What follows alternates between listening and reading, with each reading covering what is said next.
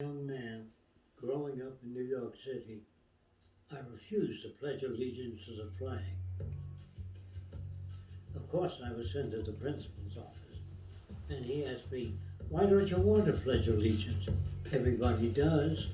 I said, "Everybody once believed the earth was flat, but that doesn't make it so."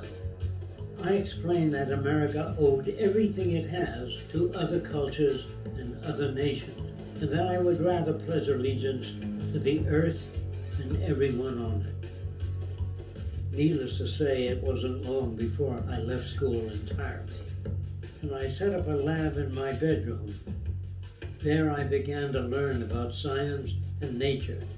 I realized then that the universe is governed by laws, and that the human being, along with society itself, was not exempt from these laws. Then came the crash of 1929, which began what we now call the Great Depression. I found it difficult to understand why millions were out of work, homeless, starving, while all the factories were sitting there. The resources were unchanged.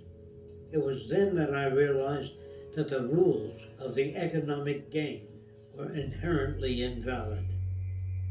Shortly after came World War II, where various nations took turns systematically destroying each other.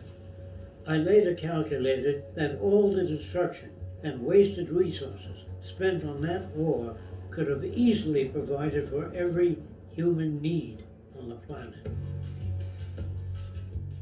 Since that time, I have watched humanity set the stage for its own extinction.